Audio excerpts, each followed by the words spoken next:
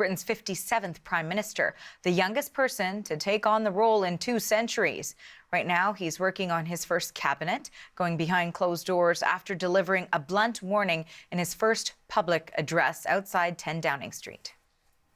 I will place economic stability and confidence at the heart of this government's agenda.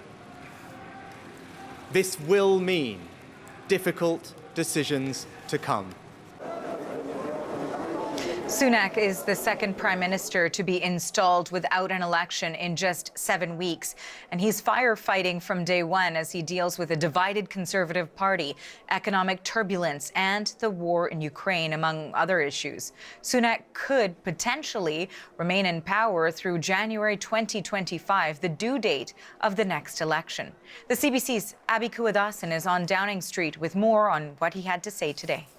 When Rishi Sunak, the incoming Prime Minister, made his way to 10 Downing, we didn't see what we usually see, and that's MPs and advisors standing by, applauding and cheering. It seems he didn't want that. Perhaps he didn't want a celebratory tone being projected to the British public, where millions of people in this country are facing a cost of living crisis, struggling to pay their bills, struggling to buy food even. And so he did talk about the turmoil that this country has faced, particularly in the last 7 weeks under his predecessor. Let's have a listen to what he had to say. Some mistakes were made, not born of ill will or bad intentions. Quite the opposite, in fact. But mistakes nonetheless. And I have been elected as leader of my party and your Prime Minister, in part, to fix them. And that work begins immediately. The work begins immediately because he now inherits an economy that was worse off than it was 7 weeks ago when he first wanted this job. He did say that he's not going to leave debt for future generations and the British public preparing for tax increases and a cut to public spending. Unpopular choices, but perhaps ones he feels he absolutely needs to make. We heard from Keir Starmer online. He tweeted his congratulations for the incoming Prime Minister, hailing the fact that he is the first Brit of Asian descent to ascend to the highest political office in the land. But in that same post, saying that there needs to be an election right now. That is also the sentiment of about 56% of the British public. But Sunak has already said that he will not call a snap election. And as you mentioned, he could potentially stay in power until January 2025, when he would then need to call a snap vote. But he did address this in some way, perhaps trying to reassure Brits around the country that he's the right person for the job. I will unite our country, not with words, but with action. I will work day in and day out to deliver for you. Trust is earned, and I will earn yours. Another major challenge for Rishi Sunak is party unity. He did say before that he wants to look at a government of various talents, perhaps signaling that he'll reach out to people who didn't support him all along. That would be in sharp contrast to his predecessors, both Boris Johnson and Liz Truss, who stacked their cabinets with loyalists. And we did see that today, the confirmation coming that Chancellor Jeremy Hunt will stay in his job. We have to remember that he got that job only towards the end of Liz Truss's premiership, as she felt the need to bring in perhaps other people, a Rishi Sunak supporter in this case. We also know that Jacob Rees-Mogg, the business secretary, has now resigned. He previously had called Rishi Sunak a socialist. He also called him disloyal for helping to oust Boris Johnson earlier this year. But he did say in his resignation letter that he's going to support the incoming Prime Minister, and that's certainly what Rishi Sunak is hoping that the other Tory MPs will also be saying and feeling and actually doing. The CBC's Abhi Kuwadasan in London. Now, Rishi Sunak is the first Prime Minister appointed under King Charles. Sunak travelled to Buckingham Palace, where he was asked to form a government in a tradition known as the kissing of hands. It's exactly 7 weeks since Sunak's predecessor, Liz Truss, went through the same ceremony with Queen Elizabeth. It was the monarch's last public duty before her death. So now for more on this, we've reached Aisha Hazrika in London. She's a political commentator, a broadcaster, and former advisor to Labour Party politicians. Aisha, thank you so much for making time for us. Hello. So now Rishi Sunak, as we've been talking, is the third Prime Minister of the year for your country. How much work is ahead of him to restore some sort of stability for the British public? He has a very busy entry and a very challenging entry. Britain has had a huge amount of political instability for many years now. In about a short space of time, we've had so many prime ministers, we've had so many different finance ministers and other senior members of government. And the public is feeling very frustrated at the moment. There's a great clamour to have a general election, but as you've been reporting, the chances of that happening are very slim because the Conservative Party is lagging behind in the opinion polls.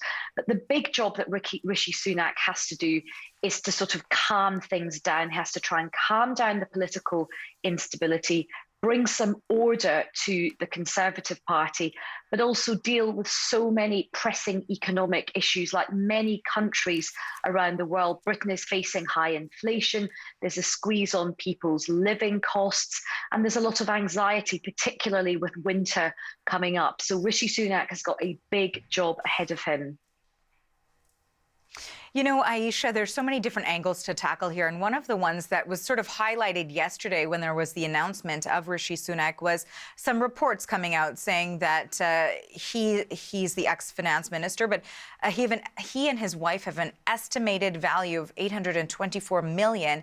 Meanwhile, 14 million people in the UK can't afford regular meals. As you're discussing the economic situation, really, it's a global economic crisis. But of course, when we're talking about the UK, how do those two things reconcile one another when he is, as he says, trying to gain public trust? Well, Rishi Sunak is a very wealthy man. He married a very, very wealthy woman. He is richer than the King of Great Britain. I mean, that really puts things into context. I think people will be looking at his wealth and they won't want to write him off just because he's wealthy. But the task ahead for him is he is going to have to really show how he connects with everyday ordinary people in Britain who are really feeling the squeeze right now. And if it looks like he's trying to get the country out of economic hardship off the backs of the poorest in society while giving tax breaks to the rich in society or allowing bankers, his old profession, to earn, huge amounts of bonuses, then I think that's where things will get tricky for him. And that's where his own private wealth will become a political issue for his governing style. In terms also of the reaction we saw, certainly there was some to the economic background that he comes from, but also when we're talking about his ethnic background, we know that he is the first British Asian Prime Minister in the UK. So what does that mean for diverse communities? I think it does mean a lot to people, particularly in the British Indian community. Myself, I'm the daughter of Indian immigrants that came to the United Kingdom in the 1960s, a bit like Rishi Sunak's parents. So I think for many of us in Britain, we do feel a sense of pride that for the first time, a person of colour and British Indian person has become Prime Minister. So I think that is a moment. It would also is important to note that we also, in the City of London, we have a Muslim Mayor of London, Sadiq Khan. And of course, that was a moment of great pride as well. So I think there's a sense of pride, but that does not give Rishi Sunak a free pass because the challenges are so great. And if he does bring in another round of austerity, if he really cuts back on public spending and public services, if he really makes life harder for some of the poorest people in Britain, many of those people are from ethnic minority communities. So he will be judged on that as well. He'll be judged on what he does to help people from ethnic minority backgrounds and indeed the most disadvantaged. And while that's one part of this conversation, certainly it wouldn't have been difficult, and I'm sure you saw it online, reaction also to him becoming the prime minister, that there were some racist remarks as well against Rishi Sunak and his background. And at a time when also this is not an individual who was elected to this position by the public, what sort of challenges does that present for his leadership?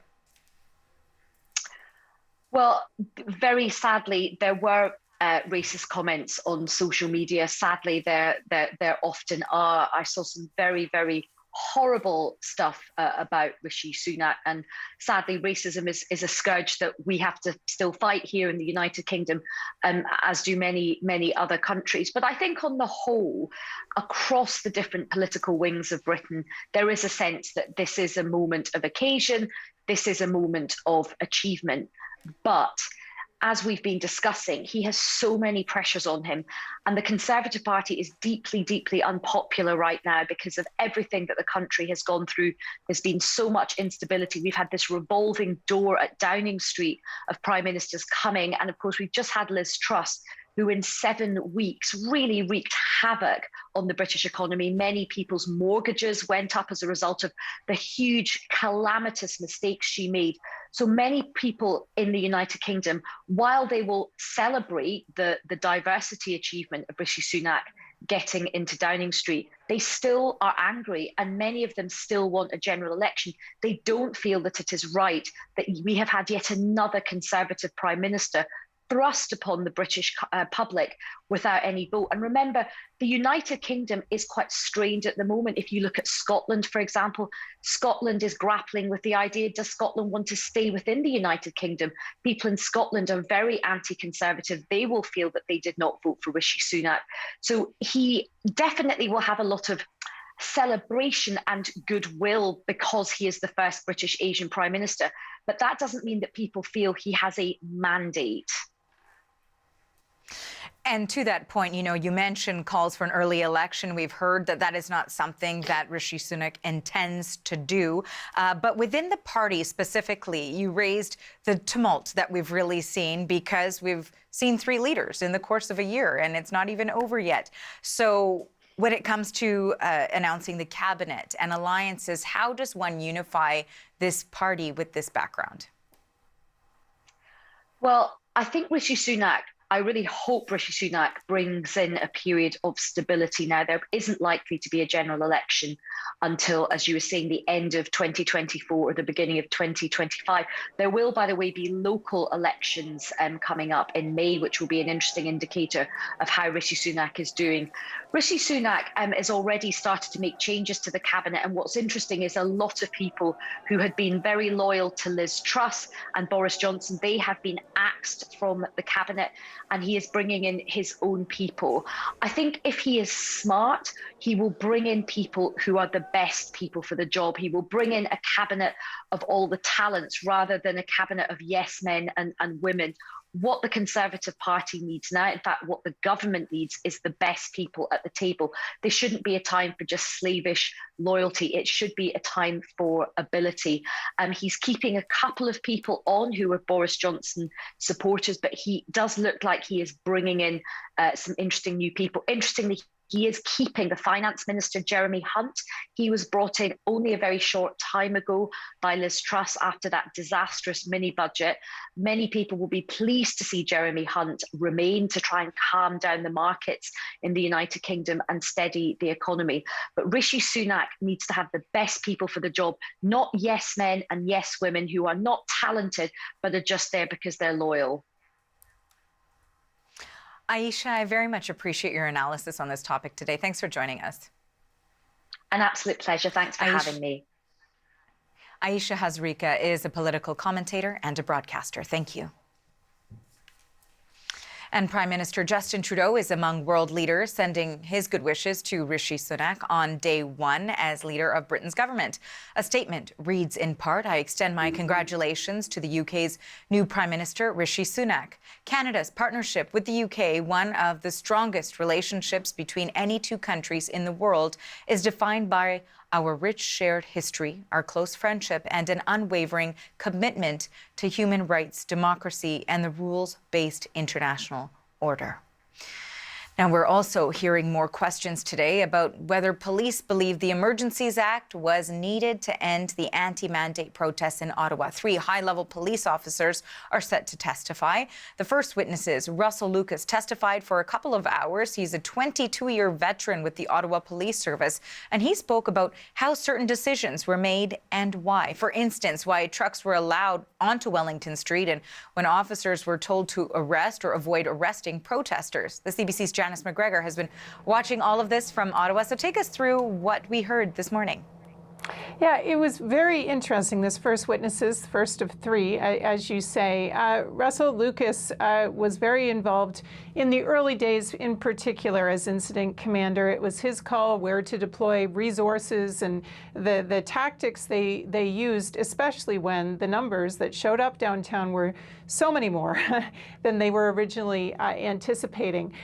We spoke last hour about their rationale for letting the trucks downtown in the first place, in brief, that they wanted them to stay away from residential areas, so they put them onto Wellington Street where no one lives. Of course, that raised a whole lot of other issues, both from an optics standpoint, letting them set up camp in that prize visual backdrop, but also from a security standpoint, having them so close to important buildings in the downtown.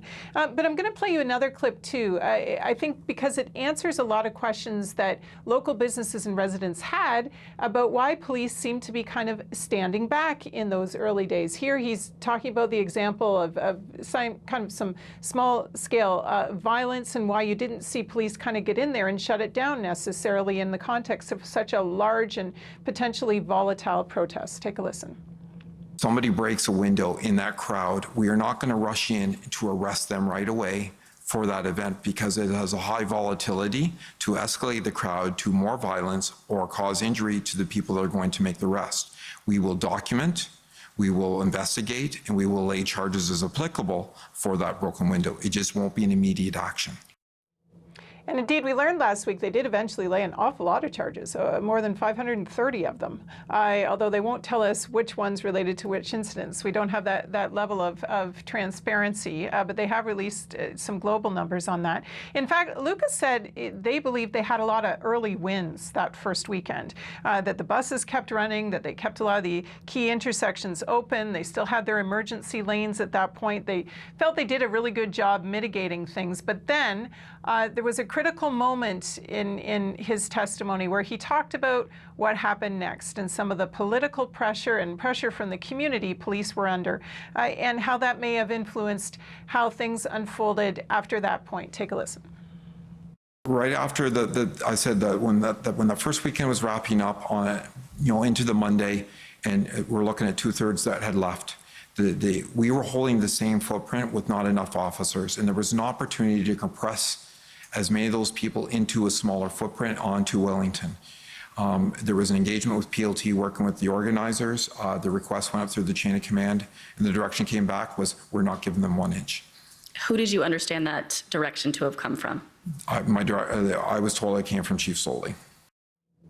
And indeed, Lucas went on to describe that in the days that followed that, he no longer had the authority to deploy resources, that his planning team was kind of put under other levels of management, under strategic commanders, that sort of kind of the big boss from up top now was taking a much more hands-on management of the situation. It was interesting as well, because he was in his kind of pre-testimony that is given to us in written form and released as a document at the inquiry.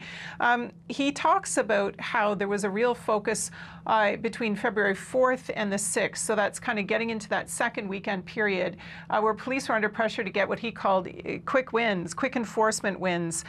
In his view, they made some missteps at that point, went in wanting to be seen to be taking action in certain things, like on those fuel supply issues with people with those jerry cans.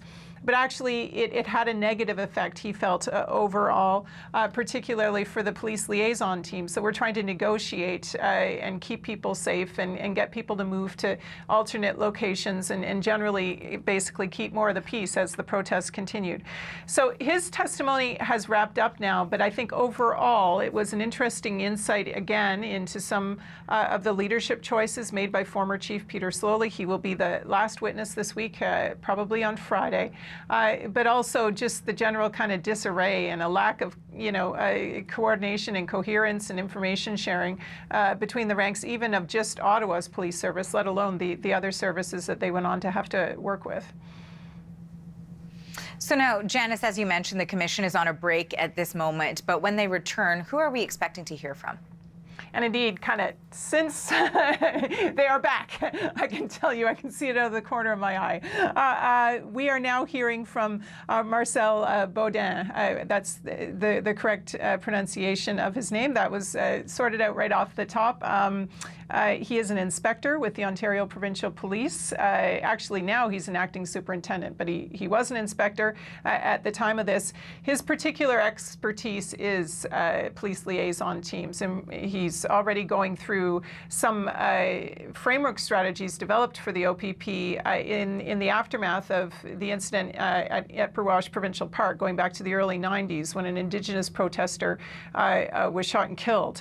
And he's talking about sort of why the OPP works the way it does in these big critical incidents. So he's going to be coming at it from this perspective of the extent to which what was going on in downtown did or did not comply with some of the lessons that police in this province had learned following other big incidents where infrastructure was blocked, for example. So going to be interesting testimony from him. And then if they have time, they're also supposed to get to another officer, Robert Drummond, also from the Ottawa Police Service, for the end of the day. So this one could go into the evening, I think. Well, we know you'll be watching all of it. Thanks for this, Janice. That is the CBC's Janice McGregor in Ottawa. And Ontario's Premier is challenging a summons to appear at the Emergencies Act inquiry, which, as we know, is underway now. Ontario's legislature is sitting today after a 6-week break, and the opposition has questions for Premier Doug Ford about events at the Emergencies Act inquiry. And they'd like to know why Ford is fighting a summons to testify. The CBC's Megan Fitzpatrick is on this story. She joins us now live from the Ontario legislature. Hey, Megan. So what reaction are you hearing about Ford's refusal to testify? Well, no surprise, this came up in question period this morning, Arthi, the first question period we've had in quite some time here at Queen's Park because the MPPs were away from here. And so an Ottawa NDP MPP, Joel Harden, who was one of the party's lead, MPPs on this file, given he's from Ottawa, was the first to question the government why Ford and former Solicitor General Sylvia Jones, who's now the Health Minister and Deputy Premier, why they're not agreeing to testify. Now, those questions went unanswered by Ford and Jones because they weren't in question period this morning. So on behalf of the government, the House Leader Paul Calandra answered the questions. He was really emphasizing, Arthi, that this is a federal commission about the federal government's decision to invoke the Emergencies Act. Here's a bit more of how Calandra responded to the questions. We believe that this is a policing matter and not a political matter, Mr. Speaker. Again, to the member opposite, this, of course, is a federal commission of inquiry into the federal government's decision to invoke the emergency, the Federal Emergencies Act. At the same time, we are providing assistance to the inquiry by providing key cabinet documents and ensuring that witnesses are available to speak to certain specific.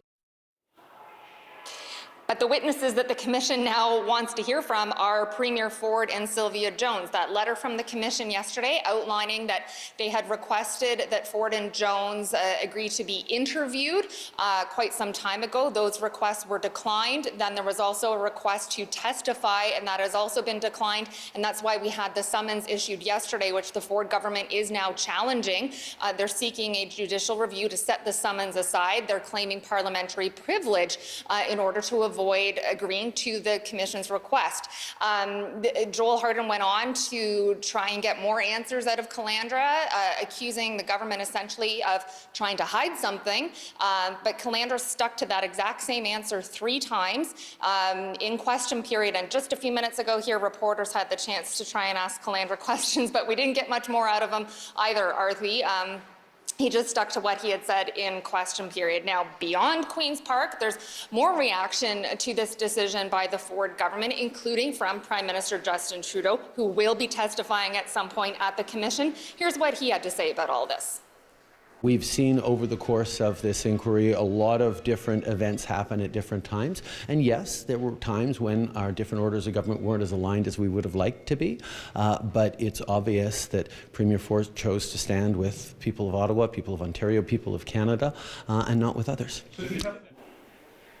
So that's a bit of the reaction on Parliament Hill, but again, we're tracking reaction here. Arthi, the opposition MPPs saying they look forward to hearing from Ford. Maybe he'll be in question period tomorrow. We don't know. He is at an event this afternoon in Toronto where cameras aren't allowed. So the MPPs here saying they'll be here all week, and they're hoping either Ford or Jones will be in question period at some point to answer these questions. And so, Megan, I guess there's a bit of a question on how much information we'll get from the Premier on the Emergencies Act, given the challenge underway right now. But we know that the Ontario government, as you mentioned, is expected to make an announcement sweeping housing changes. So that's something we're sure the Premier would rather talk about. Break that down for us. Yeah, that's one thing we're watching later this afternoon here at Queen's Park. The Housing Minister and Municipal Affairs Minister Steve Clark is set to hold a news conference to explain some new legislation they're going to introduce about housing in Ontario that's expected to make some pretty major changes to do with zoning laws. For example, the Ford government saying that they will override local municipal zoning to allow more multi-dwelling units, so more duplexes and triplexes, allowing for more of that to happen. Also reforming how conservation authorities work, and they're saying that they want to streamline their approval process, remove barriers that are put in place, the government says, by conservation authorities, and direct them to make more land available. They're also expected to set targets for municipalities to approve housing construction. So we'll have to wait and see the details in the bill, Arthi, once it's introduced. But this, the Ford government says, is all about meeting their goal of building 1.5 million homes in the next couple of years. So that is something that we'll be watching for more details on later today. Thanks for this, Megan. That is the CBC's Megan Fitzpatrick in Toronto. Well, there's a mix of new and familiar faces in city and town halls across Ontario today. Residents voted in municipal elections yesterday. In Toronto, John Tory won a third term as mayor of the country's largest city. Our best days and the best days of this city lie ahead of us. And with the strong mandate that we've received from the people of Toronto tonight, I look forward to making real progress for you, for your families, and for all of those who come to our great city in the years ahead to build their lives here. Tory defeated 30 other candidates to win re-election. It was just one of many notable mayoral races in communities across Ontario. So let's talk a little bit more about some of those results with the CBC's Idil Musa. She is live at City Hall in Toronto. Let's start with John Tory. Voters gave him another 4 years in office by a pretty wide margin. What did Tory say about his new mandate? Well, you know, it was really about tackling some of the issues, Arthi, that have been plaguing this city, including transit, housing, not enough affordable or available housing in the city, as well as this burgeoning budget hole that they have, which is now nearing almost $1 billion. Yet, despite all of that, Tory was re-elected. He's promising to keep the city on course. Take a listen to some of what he said. We've come so far over the past 8 years, but we have unfinished business that I'm absolutely determined to see through. We've made so much progress on getting transit and housing built and growing our economy. And now we have a strong mandate to continue with that progress. And that is what I asked for, a strong mandate, and that is what I have been given. So that's John Tory. What about some of the other notable results in Ontario? Can you take us through those? Yeah, okay, so there were a couple of former provincial politicians who've now moved into the highest offices, I suppose, of municipal politics. Let's start in Hamilton. Former Ontario NDP leader Andrea Horwath, she has been elected the new mayor. That makes her the first woman in Hamilton to occupy that job. She is no stranger to municipal politics. She was a 3-time councillor there. But you know what? The race was a tight one. as was the one in Vaughan. Former Ontario Liberal leader Stephen Del Duca, he was elected the mayor of that city. The race was really, really tight. The difference between him and his opponent was less than 1,000 votes. In Brampton, Patrick Brown has been re-elected. He is going to serve a second term. He ran his campaign after losing, or actually being disqualified from the run as to become the new federal leader of the Conservative Party. There was a lot of controversy surrounding that, but despite all that, he was re-elected and he won by a landslide. In Ottawa, there's a new mayor as well in the capital. His name is Mark Sutcliffe. He is a newbie when it comes to politics and the political landscape, but he's a familiar face in Ottawa. He's a former broadcaster. And he was also endorsed. He was endorsed by the PC MPP in the PC MPP and a Liberal MP. So he's got, support from other politicians of different stripes. And it'll be interesting to see what he accomplishes in the capital. Arthi? Thanks for this, Idil. That is the CBC's Idil Musa at City Hall in Toronto. Stay with us. You're watching CBC News Network.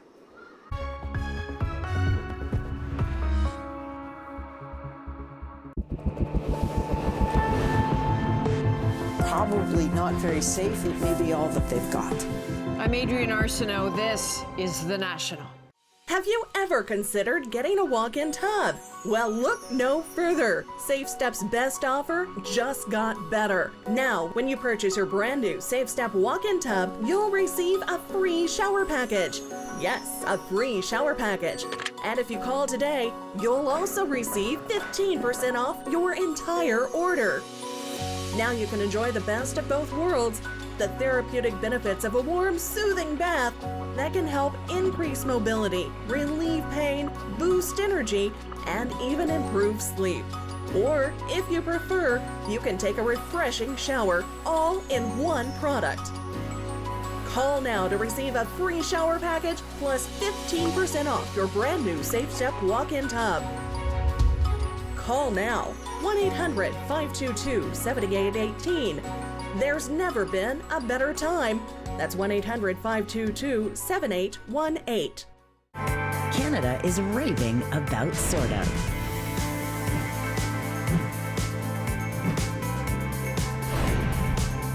Thank you. Awesome.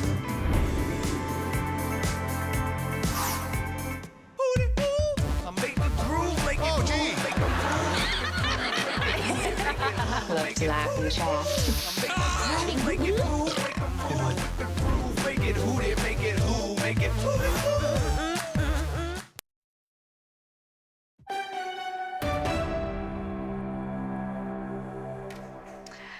Adidas has become the latest big brand name to sever ties with Ye, the rapper formerly known as Kanye West. The multinational sportswear company has faced intense pressure for days to take action over his offensive anti-Semitic remarks. For more, let's bring in Jackson Weaver. He's senior writer for CBC Entertainment News, and he joins me now live from Toronto. So, Jackson, what exactly is Adidas saying about this business decision it's making? Well, I'd say first, this has actually been about a month in the making. Adidas first said in about early October that they were going to review their agreement, their deal with Ye and his infamous brand, Yeezys, the sneaker brand. Now, of course, today that review did end and they're cutting ties with him. And what they say will cost them about $340 million Canadian to sever this deal. Now, they released a statement saying why they chose to do this. And in that statement, it said Adidas does not tolerate anti-Semitism and any other sort of hate speech. Ye's recent comments and actions have been unacceptable, hateful, and dangerous, and they violate the company's values. Now, this move has been hailed by many groups. There are many Jewish groups, though, in Germany, where the company is primarily based, who have said this is almost kind of a day late and a dollar short. They wish that they had had a strict stance of separation early on in October when that was first raised. But as you mentioned, they are not by any means the only company to cut ties with Ye. And now Adidas isn't the only big brand or big name speaking out on this issue. Tell us a little bit more about what else we've heard. First off, his own his own talent agency has cut ties with him. That is a creative artist agency. They have shelved any projects with him. Another company that was making a documentary with him, the MRC Film and Television Studio, they have shelved that documentary that's already completed. There's Vogue, the fashion magazine, have cut ties. Balenciaga has cut ties. Gap has cut ties. JP Morgan Chase, they had a business relationship with Ye. That has ended. That was already kind of in the works ahead of these anti-Semitic remarks. And outside of companies, he has been dropped or banned rather from Twitter, from Facebook, and a number of celebrities in the past few days have made statements alluding to their criticism of him and their support of various Jewish groups, including his ex-wife, Kim Kardashian, who tweeted yesterday, hate speech is never okay or excusable. I stand together with the Jewish community and call on the terrible violence and hateful rhetoric towards them to come to an immediate end. Now, of course, that does not mention Ye, but both her tweets and many other tweets are being read as implicit criticism of his statements. Thanks for this, Jackson. That is Jackson Weaver, a senior writer with CBC Entertainment News. You're watching CBC News Network.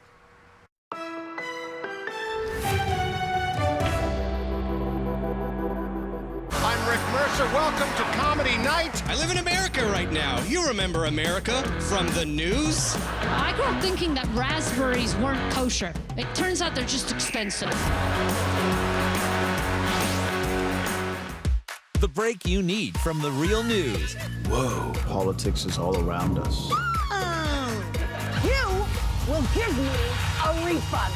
22 minutes, tonight at 8 on CBC. Stream free on CBC Gem. Meet my boyfriend, Jake. What's up, everyone? What is all over your feet? They're flowers. I study botany. Resting dad face back there likes plants too. Grab some pruners. Let's prune. As a Canadian company, we're committed to helping communities and organizations that need it the most. We're doubling our investment in education, helping our youth achieve their dreams. The Ted Rogers Scholarship has empowered me. It brought me a joy that I couldn't explain. We made a commitment to bridging the digital divide. That means providing connectivity to households that don't have it today. It's going to open so many doors to our families and to our communities. We're committed to Canadians.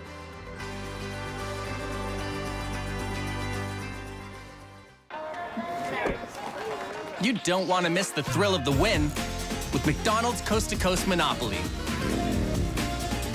There's still lots of amazing prizes and cash to be won. So keep playing, Canada. That camera. The camera. Definitely the camera. My photos are just way sharper, way more vivid than any of my friends' photos. That high-res zoom, you don't lose anything as you get in closer. It's amazing. It was able to capture skin tones accurately.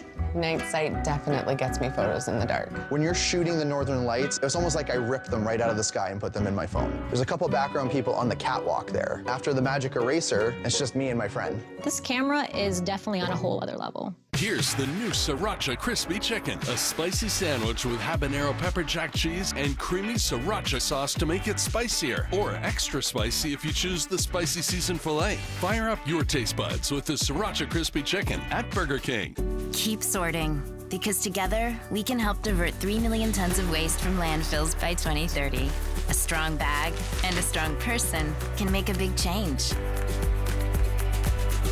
We're glad for change. More than 150,000 Canadians are suffering from long-haul COVID. Many of them face severe, recurring symptoms and are unable to work. Insurance companies are taking advantage of pandemic confusion and denying COVID disability claims at an alarming rate. If you're unable to work because of long COVID and have been denied your long-term disability, it's time to take action to get the benefits you deserve. SHARE is there. Call SHARE Lawyers, 888-225-9020.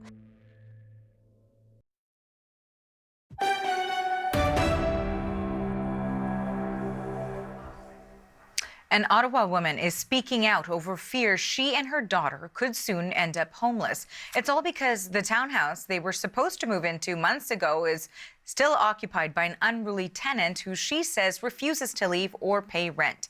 As the CBC's Priscilla Keeson-Wong tells us, the homeowner feels left in the lurch by a growing backlog with Ontario's Landlord and Tenant Board. It could be another 6 months. It could be another 1 year. So I'm frustrated. I'm outraged. I'm angry and I'm sad. Elsie Kalu stands in front of the house she bought 6 months ago. She's never been inside. This is her third time knocking on her tenant's door this day, her fifth time showing up here after giving 24-hour inspection notices. Each time, no answer. So what are you going to do? I'm not allowed to do anything. 2 people who rented from the former owner are living in her house, so she has to rent elsewhere. To pay for both places, she took out loans, racked up debt, which cost her her job as a financial advisor. I don't have a job, and it's all because of this.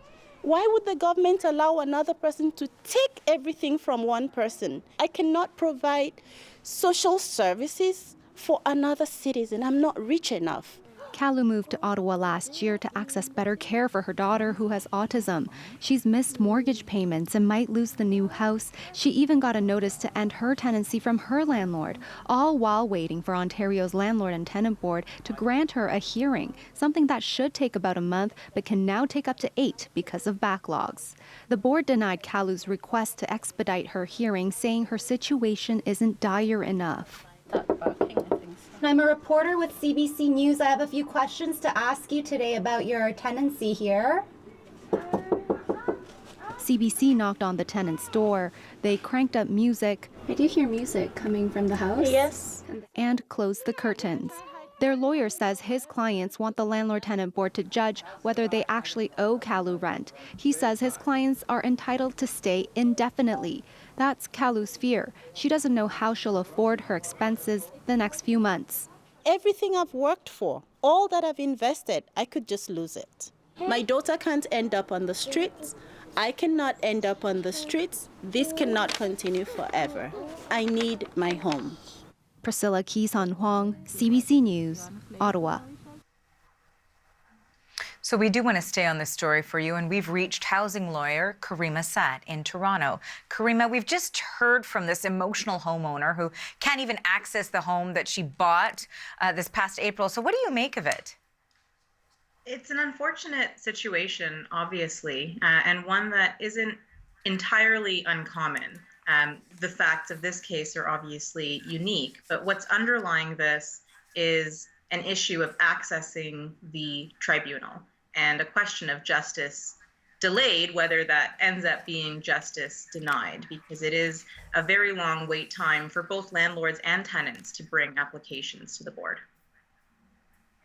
So to your point here about the delay, the process, of course, that is being held up, as we heard. As a lawyer, you've represented both landlords and tenants. So can you sort of break down how a dispute between a landlord and tenant is legally resolved? Absolutely. So in Ontario, the relationship between landlords and tenants is governed by the Residential Tenancies Act. It sets out a framework for resolving disputes, which includes protections for tenants. And one of those protections is the ability to contest an eviction hearing, which means disputing the allegations for eviction and getting in front of an adjudicator at the Landlord-Tenant Board. Now, the difficulty at this moment in time is that it can take months. 6 to 8 months is actually what they say when you file an application to even have that first step. So where you have a situation, for example, rent being unpaid or a closing date that is come and gone, that's not necessarily considered an emergency. So it's a scenario where the tenant protections, which I think at law are solid and good and ought to be upheld, that's being undermined by the delays at the tribunal. And the cause of all of this is a rental market that is quite hostile. So there's an incentive for tenants to stay because there may not be somewhere to go. This can be harmful to small-scale landlords. And when you actually reach the tribunal, because there is such a push to resolve applications, tenants aren't always reasonably able to participate. So it is a little bit of a mess. Isn't it typically the case that if a landlord wants to move into their home as a primary resident, that is something that is allowed and is legal, and in that case the tenant would, in most circumstances, have to leave? The law does provide for that type of application where a landlord wants to move in. Basically, they need to establish that they are acting in good faith and that they plan to occupy the home for at least 12 months. And there are some other technical requirements that need to be satisfied. But again, if a tenant disagrees, or even if a tenant has circumstances that they want to raise that would warrant denying or delaying an eviction, that's where the hearing comes in. So the filing of the application is just the starting point. And if a tenant doesn't agree, that means that the landlord could be in for a wait. And certainly we have seen, and I wonder, maybe you have an opinion on this, of course, a shift in how many of these disputes we're seeing. Certainly there were some rules that were amended during the course of the pandemic. I'm wondering, with all of this in mind, what advice you might have for homeowners who may be thinking about